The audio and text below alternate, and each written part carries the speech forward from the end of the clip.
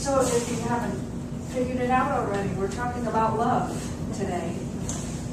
There's sort of this myth or rumor going around that science of mind is all about thinking, that it has nothing to do with the heart, that it's all about just rattling off your affirmations and manifesting what you want. And of course, that couldn't be further from the truth, because nothing can happen without heart. Indeed, there's a distinct possibility that nothing can be inspired to happen without love. Heart Math Institute actually does say that it starts there. We were talking about this the other night. It starts in the heart. So the funny thing is, where's that Science of Mind magazine? Is it here today? I couldn't think of what I wanted to make today about, as usual, with my calendar deadline a while back. And then I saw what was going to be the topic in the magazine today. It's called Wrapped in Love. So I promptly forgot that that was the origin of my decision and thought, gee, so what are we going to say about wrapped in love? And I went about that, and I'm going to share that with you in a moment. But part of the inspiration for this is, did anybody read this one today, this morning? Okay. Looks like this. You may have it somewhere around your house or not. But it says, we have a dog named Rusty. He is a rescue dog and was mistreated as a puppy. Over 9 years that we have had him, we have dealt with his hyper and challenging behavior. We have loved him through running away, tearing up parts of the house, and intermittent ear infections. So recently, she says, this is by Reverend Cynthia James from Colorado. My friend told me about thunder shirts. It's material that wraps around your animal to support moving away from fears around thunder and lightning, hyperactivity, incessant barking, and inconsistent behavior. When I was told about the garment, I was a little skeptical, but thought it was worth a try. I brought the shirt home and put it on Rusty, and within a day, he was calmer and more relaxed. It was amazing. I sent an email to my friend and thanked her, and she responded that her dog had the same results, and she said it was like the dog was wrapped in love. And so Rick read the rest of this during the meditation this morning about how we have an invisible wrapper of love around us. And when we can know that, we can be calmed by whatever's going on. So I went in another direction because I've been visiting with some people who are coming to the center, and we're realizing that a lot of the information out there that we either have on the table or the knowledge that we have in our heads and our hearts just doesn't really express what we're about or help us when we meet somebody and we want to share about this cool thing that we're doing. We're just like, I've been trying, for example, to go to a networking event and I'm like, whoops, I don't have an elevator speech.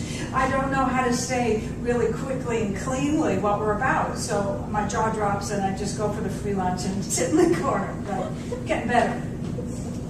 So we're thinking about this idea that the one thing that's common in most of the conversations we have with each other is that when we come to the center, we feel wrapped in love.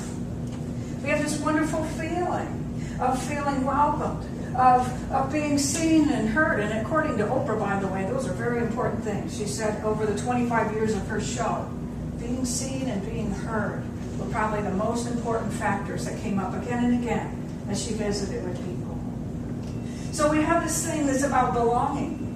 We have this thing that happens amongst us, not just here, but every other day of the week on our phone calls or emails, the fun things that we decide to do together in between classes, groups, whatever. We love food, meals, movies. We have this thing that is this community that's about being wrapped in love. Centers for Spiritual Living, somewhere in this sea of documents, says that we are one community with many locations. I thought, well, that works for us too, because we're one community, but it's happening everywhere we get together. So then I thought about this interesting study I read, and those of you who work with people professionally other days of the week, this is a book by some sociologists called the Guru Papers. Very interesting. And it talks about the masks of authoritarian power. And I have cited some things from it in the past in a talk. But one of the things that it says is that as children, as babies especially, as newborn babies, most of us, not all of us, had an experience of feeling like the center of the universe. We had this experience of feeling so special that everything revolved around us. And that sometimes we seek to reproduce that experience. And we go out unconsciously looking for that group or that teaching or that teacher or that place or that experience or a combination thereof. It's going to make us feel that way again. And we'll do anything to keep it. Now, of course, if we're healthy, we'll recognize when we're asked to compromise that can't be it. What happens to a lot of people who haven't gotten to that part yet is they have this unconscious longing for this experience of being the center of the universe again. And they go out and they say, will you be my teacher? Will you be my guru? Will you tell me the way? Will you tell me what's going to happen next? Will you tell me what I should do? Will you tell me how it is? And what does the law of attraction do? The law of attraction, right, says, well, you got it Toyota. You will find that person who says, have I got a deal for you? I got the one way. I have the one path. I have the one set of steps. I have the one answer. And all you have to do is what I tell you. And you can live in nirvana or heaven or utopia or whatever you want to call it forever. And some of them promise that if you're really good doing all that stuff right here and right now, life today won't be so much. But wait till you see the hereafter, right? And they get us to behave and show up and do all these things. But that's not really being wrapped in love, is it? Because love doesn't have those conditions. Love doesn't say, thou shalt choose between love and something else. It's important to us. Love wouldn't ask us to choose between that wonderful feeling and the freedom to explore who we are, our uniqueness, our experience of being personally in touch with all that is, having our own revelations, our own realizations of capital T truth, our own experiences of love. Love wouldn't ask us to choose between experiencing it and being able to ask questions. I remember my former co-minister in North Carolina. She said she was one of those little girls in Catholic school who asked questions, and she always got in trouble. She got sent, to the principal or whatever the case would be. She got in lots of trouble because she always wanted to ask questions. Well, she ended up being a science of mind minister. And then she went independent. Now she's a mystery novelist. She's on her own path. But would love really ask us to give up our individuality? Would love really ask us to give up our freedom, to question, to wonder, to explore, to discover on our own? I don't think so.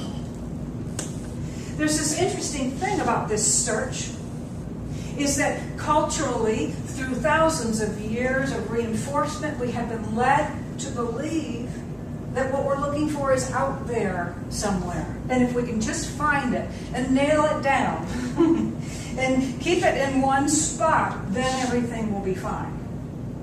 Well, it leads to a lot of disappointment, dis-ease, addiction, and mayhem, doesn't it?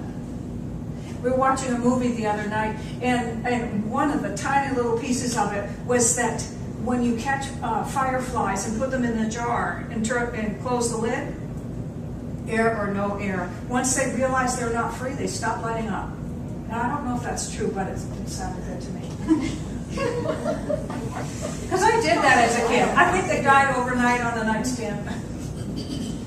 So wouldn't it be really that love doesn't ask us to be in one container? One kind of person? One kind of philosophy? One kind of way of being in communion with it? That's one of the biggest things that we've kind of rediscover together as we explore what we do here and what sets us apart from some of the other places is this freedom that we stand by, really, no matter what. It would be really convenient if I just laid out a set of things that you have to do in order to get to wherever, right? And if you do them all correctly, then you can be guaranteed your place in that place. And so maybe I'll have you, what would I have you do? It depends on what kind of place we're talking about. And some of you, including myself, have experienced this place where they've said, well, you need to accept me as your teacher, right? That's no different from Lord and Savior, by the way. You need to do what I tell you and when. So, do this when the bell rings and say this and don't say that, and eat this and don't eat that, and be this and don't be that, dress this way and don't dress that way, and cut your hair, don't cut your hair, shave your head, grow your hair, whatever. Don't call your family. And by the way, I want you to just feel so overwhelmingly inspired by what it is that I'm giving you, because only I can do it, that you might as well give me your inheritance. We were talking about that the other day. I met a teacher who said, I am. Now this was several years ago. I am the embodiment of the Christ energy. He didn't say, it's in every one of us. He said, I got it, I'm it. And I was young, and I was seeking, desperately seeking. I was so hungry. I had what I thought was my perfect life just falling apart. I was longing for that good feeling. And I landed right in the lap of someone who said, have I got a deal for you? I'll tell you everything you need to know, and it'll only cost you this much. Yes. And the funny thing was that love won out. The only power, the real power, won out. Because circumstances took me, I was there for 2 weeks. And I was planning to go back for a long, teacher training. But I owned a bed and breakfast. I had to go back because it's high season. Now I'm wearing white, can't cut my hair, and my name is Leela instead of Marcia for a couple of weeks. I'm like, this is not what I had in mind. And what happened was that whole thing fell apart. And I had this beautiful experience I value so much of that person saying, I'm it. And when I objected, they said, that's just your ego. And so finally, through this, adversity, through this strange mirror, I discovered that the voice within me already knew what love was, what truth was, what was right for me. And it wasn't what someone outside of me was saying, no matter how much they dressed it up in things which are true, because they were heaping on stuff that's true, but using it in a way that wasn't right at all. It was a beautiful experience. I'm glad I had it. And I'm glad it was brief. It didn't require any intervention or whatever you call that when you deprogramming or anything. It was just like, oh, that's not working. And it was like the first time I had a backbone in my spiritual path, So I'm grateful for it. So if love would not ask us to do all of those things, and maybe we've had the experience or we're reflecting right now on a scenario where we have been asked to do things that seem a lot like that, would love condemn those people? No. Love would simply redirect. And this is something that we teach here. You don't say those bad people.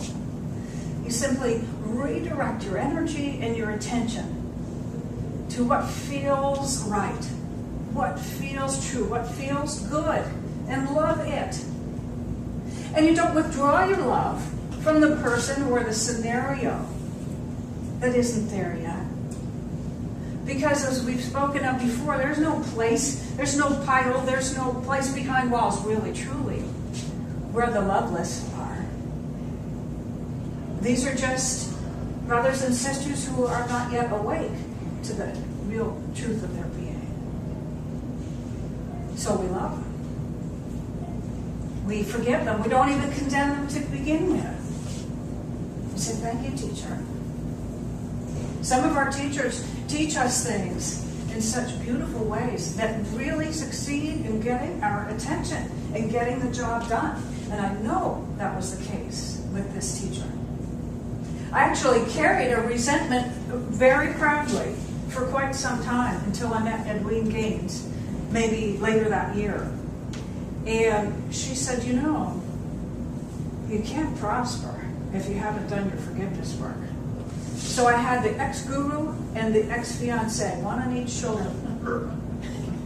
And I was like, yeah, but you don't understand. I have special wounds. She said, go back. And whether you say pray for them or whatever it is, affirm, no, go back and know for those people. Everything that you've always wanted in your own life, the best things that you can imagine for them that they would love, whatever that is, until you no longer feel any resentment towards them. And then you both be free. So I did that. And I got my, $10,000 plus invested in the business plus interest, all in one big check within weeks. And reparation of that. So I can say, thank you, teacher. Thank you, each of you, for being part of my experience and making me who I am today. And I hope I blessed you in some way. That was love. That was love. So love is that simple. Love is really that simple. And it's something that's not out there. It's in here. So our search can't be out there. Our search has to be in here. How many people have seen What the Bleep Do We Know? All the hands go up, right? Just about. What the bleep do we know? Fred Allen Wolf, my favorite guy. I did experience some envy because Dr. Fred Allen Wolf, who's also Dr. Quantum, has taught at the Holmes Institute, I think a Los Angeles campus. And I thought, well, I didn't get to go there. But anyway, he's written books and he's got, films, and who knows, maybe sometime we'll invite Dr. Fred Allen Wolf and play with us, right? Okay. So he says in this film, there is no out there, out there. There is no out there, out there. So quantum physics is saying whatever you look for is what you'll find. Whatever you measure for is what you'll end up with. Ernest Holmes says that what we are looking for, we are looking with. Same thing, really. So if we go out measuring for love, but we don't even have a measurement for it, if we go out looking for love, but we don't have the eyes to see it, if we go out looking for love, but we don't even know how to recognize it, we're not going to find any. What we're really going to find, what we're really going to confirm, what our measurements will show us, is our belief in the absence of love. It goes the same way for everything else. If I got a couple, still friends with these, still dance with them. If I am craving the sweetness of life, I might go out and find something that I believe instantly gives me that feeling of the sweetness of life. I might also have an experience of having difficulty in my physiology for accepting and processing and metabolizing the sweetness of life. So whatever it is that we're looking for, we have to become it. Gandhi was right. Ernest Holmes said it too. Lots of other smart men and women have said it since and before. Whatever it is that we're looking for, we must first become. So if we're looking to be wrapped in love, and Edwene Gaines teaches the same thing about prosperity, you give whatever it is that you wish to experience more of, to receive more of. So you want to be wrapped in love? Wrap people in love. You want to be wrapped in love no matter what? Wrap people in love no matter what. Show them whether you share a word or not. Show them even if you haven't spoken in years. Show them that love is present within you, as you. That love is present everywhere. That this is a safe and loving world. Wrap everybody in love. So what I'd like to do to close this morning is I'm going to read you a statement that is about being wrapped in love. And I created this in North Carolina when I had a center in Black Mountain. Because it was a new work. It started in a living room with a handful of folding chairs. And we signed those articles of incorporation. And we boldly tore off the tags so we could never return the chairs. And that's how we began. And this is what we're doing here. We're 2 years into this new life. And so I had days, and they told me there would be days like this. I had days when there were 8 people there, including me, and whoever was presenting with me. And I had other days where there were 90 people there, and I thought, oh, why can't it be like this all the time? So I just want to share this statement of welcoming with you. And to do that, I'm inviting you to close your eyes. And just imagine that you're here, that you're there, that you're wherever you go, that actually this goes with you. Welcome to a place at the center of something great. Welcome to a place where you can rediscover your own greatness. Welcome to a place which celebrates your coming to share in the spirit of discovery. Welcome to a place which celebrates your taking whatever you find with you, wherever you go. Welcome to a place which you can enjoy while you are here. Remember fondly when you are elsewhere, and return to whenever you choose. Welcome to a place where you are loved, valued, and supported. Welcome to the Center for Spiritual Living. Welcome home. Welcome to life.